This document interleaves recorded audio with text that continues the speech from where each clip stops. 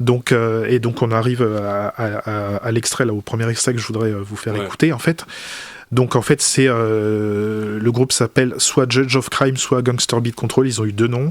Il est composé de Anicef Yostangai, donc Shade B, Jedi, Nike, je sais plus si j'ai oublié les DJ. Qui sont des danseurs et des rappeurs, du coup. Qui sont à l'époque, moi je les connais en tant que danseurs, mais ils s'investissent sur du rap. Okay. Et il faut savoir que quelqu'un comme Nike, par exemple, c'était... Alors c'est pareil, on revient en arrière sur la technologie.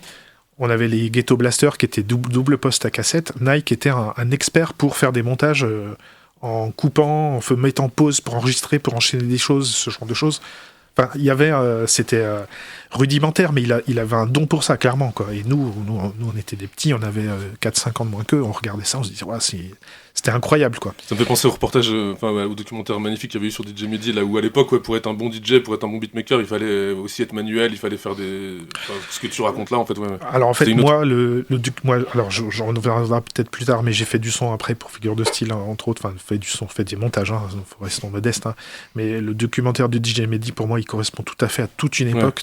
Il balaie toute une époque, il est fantastique. Ce qu'a fait Thibaut de Langeville, ça dépasse DJ Mehdi, en fait. C'est vraiment quelque chose de global, quoi.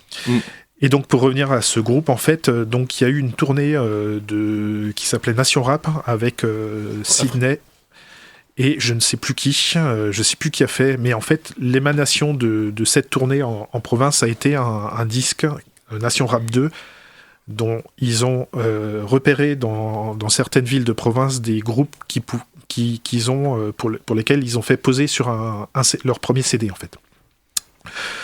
Donc de ça, le fameux groupe JOK GBC a sorti, a posé sur ce CD ce qu'on va écouter là bientôt, et a aussi sorti une cassette, je vous ai montré les photos tout à l'heure, une cassette 3 titres aussi. Alors pour l'anecdote, on est toujours dans les années 80, quand Anissé vient me voir, il me dit « Ouais, tiens, on vend la cassette 25 francs », et je lui dis « Ouais, mais c'est cher et tout, je vais faire une copie. » Enfin, je veux dire, je sais pas si vous voyez le culot et l'impolitesse, en fait.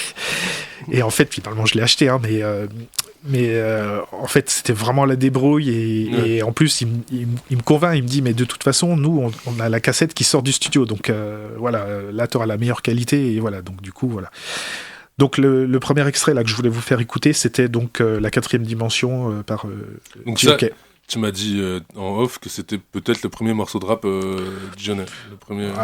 À ma connaissance, oui. C'est 91 ou 92, donc... Toi, tu connaissais, Max, ce morceau, par exemple ? Ouais. Ok, Max dit oui. Déjà, à l'époque, il n'y avait pas 50 groupes.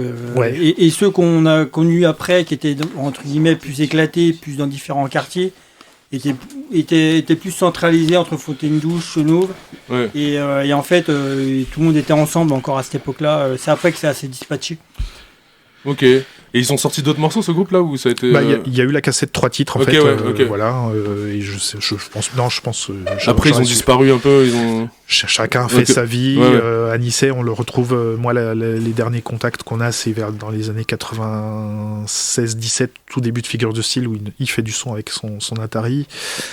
Jedi et Eric, pour moi, ils sont restés danseurs. Je pense que... pardon, j'ai confondu Nike et Jedi tout à l'heure, mais Jedi c'est pas moi qui vais te corriger. Non, mais je le dis. Mais Jedi est aussi, je pense, un gros collectionneur de disques aussi. Oui. Nike et Jedi, oui, ils collectionnent beaucoup.